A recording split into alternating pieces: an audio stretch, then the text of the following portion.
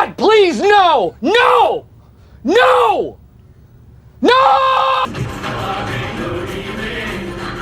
3 years after Possessor, we get the third feature film from director Brandon Cronenberg with Infinity Pool. Go check out the film if you don't get that intro. All of the spoilers for this film will be posted in the final thoughts portion of this video.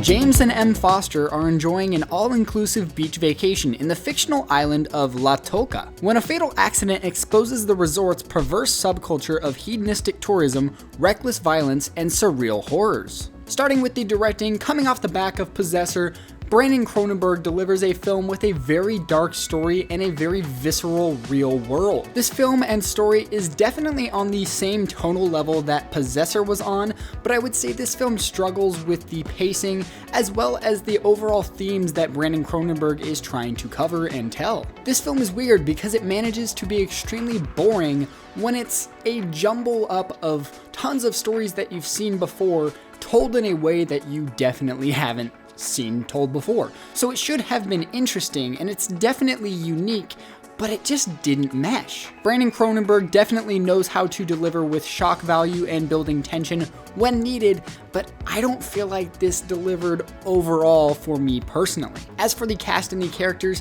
the cast is phenomenal, but the characters are just dreadful. The characters make seriously poor decisions, they're irritating characters, and overall some of the dialogue just came off too much like a script, too much like a movie, and it just kind of took me out of what I was watching. Cleopatra Coleman was my favorite character in the film, and she's barely in it. Instead, you follow a group of unlikable hats that are all acted very, very well, but these are just characters you don't want to spend time with. You can compare this to a film like Triangle of Sadness, where there are tons of unlikable characters in that film, but it is told in a slightly comedic way to where you can make fun of these characters, and in this film everything is just taken a little bit too seriously. All that being said, Alexander Skarsgård and Mia Goth are great in their roles and they are very convincing. As for the story, I've already said this film is kind of boring. I truly think this film was meant to be a 30 to 40 minute short. It juggles too many different ideas, and I ended up checking my phone about 10 times throughout the film,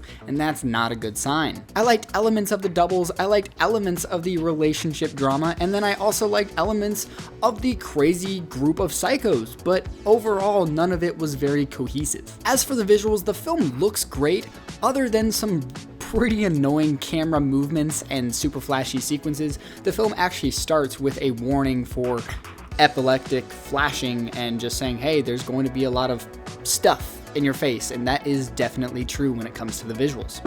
The use of color in this film was really well done. There's a couple drug sequences where the color is enhanced and really quite pretty to look at.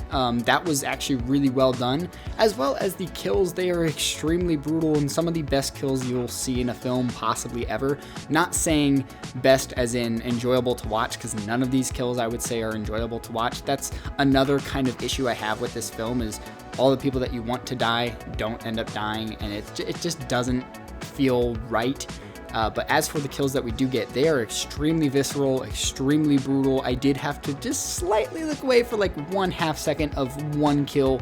If you've seen the film, you know exactly which kill that's going to be. But overall, when it comes to the visuals, I don't think I'm going to remember too much of this film in the long run. As for the score, this was actually my least favorite element of the entire film, just because it's got non-stop droning sounds, and the actual audio itself is just extremely loud. I know that's what you want most of the time in a theater experience, but this wound up giving me a headache. And I know these sounds are meant to be exhausting, they're meant to be tense and kind of annoying and frustrating, and that's exactly what they were, but I just felt like they used those noises kind of too much. The sound did exactly what it was supposed to do, which was cause discomfort.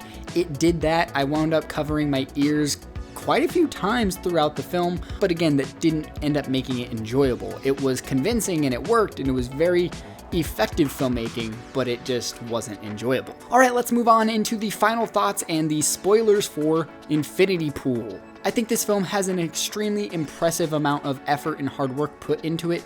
It is cohesive on a practical level, but at a story level, that's where I do think the film falls apart.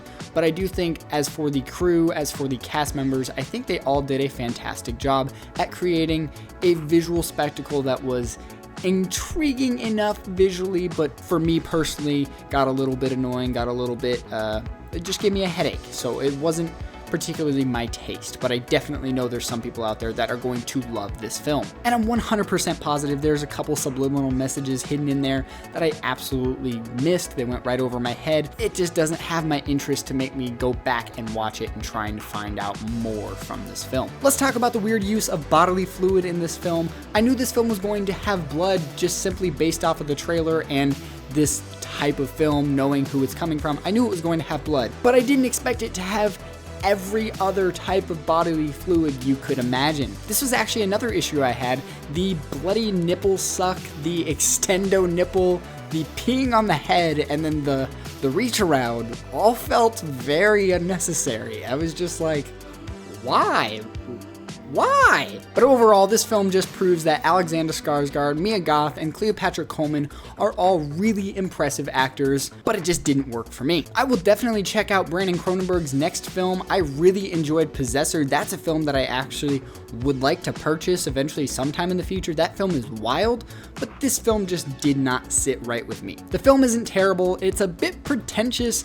It's really drawn out. It's got extremely unlikable characters, and I think within a couple months, I will most likely forget most of what was in this film. But those are my thoughts on Infinity Pool. Thank you so much for watching. Be sure to stick around for more movie reviews throughout 2023. Let me know your favorite Brandon Cronenberg film down in the comments below, as well as your thoughts on Infinity Pool.